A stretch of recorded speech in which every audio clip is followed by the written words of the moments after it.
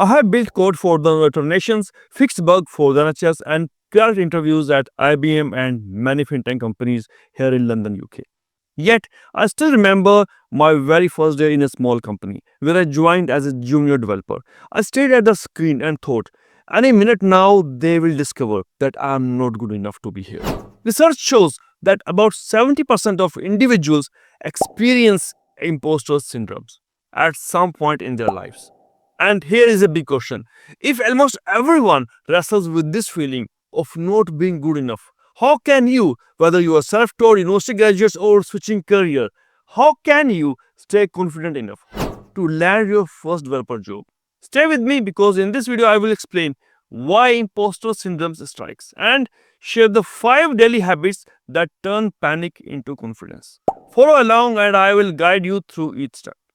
Step 1. Track one win each day.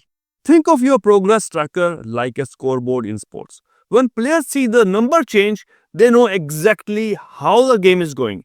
You need the same clear scoreboard for your coding journey. And here is how you can set it up.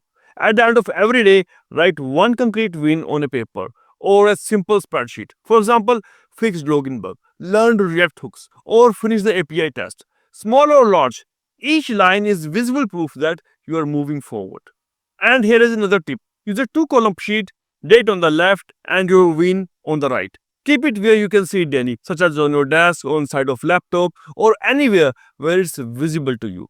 Reading the list will remind you that skills are stacking up. Let me share a real-life example.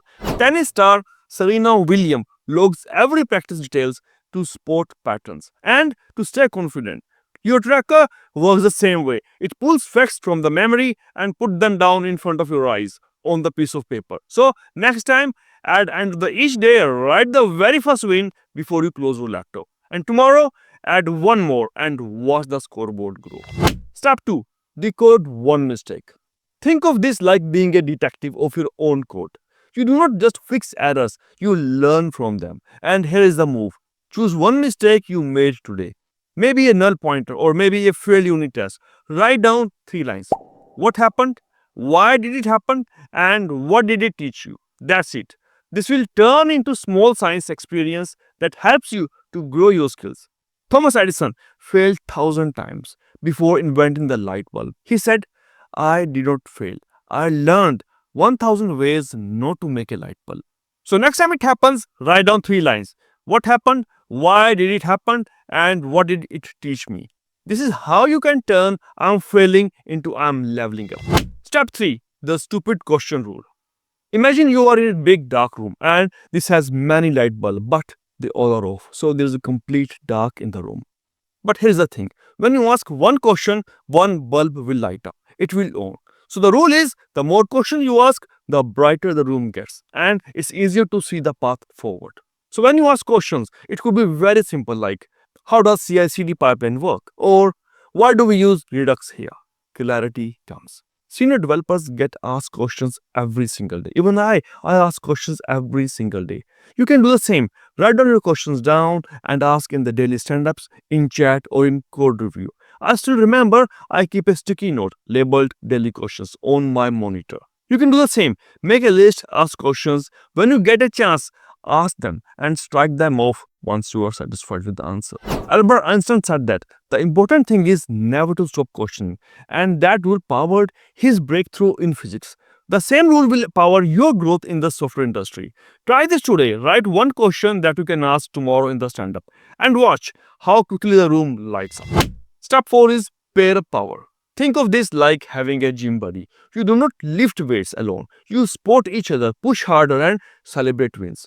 Pair coding or pair programming does the same for your brain. You see other developers solve one problem, right? And you can learn from there. You can learn in real time.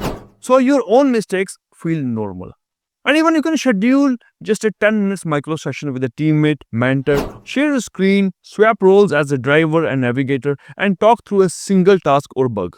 Steve Wozniak and Steve Jobs built the first Apple computer together. Even geniuses need a partner to spark ideas. So you can simply message one colleague right now and set up a short, maybe a 10 minutes meeting.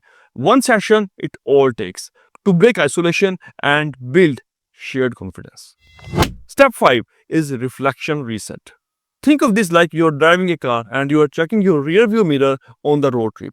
You do not stay all the times on it, but one glance show you how far you have driven or is there any other vehicle approaching near to you. You need the same replay for your coding work. And here is what I do every Friday. Review the tasks and ask questions. What surprised me, what I'm proud of, so I can improve. You can do the same and write the answers under the bold heading called weekly wins.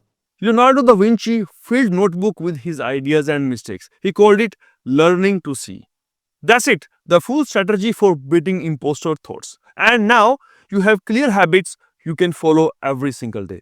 The next thing you want to see is a step-by-step roadmap that shows exactly what to do in the next 30 days to land a developer job fast. Because that is where many new programmers get stuck.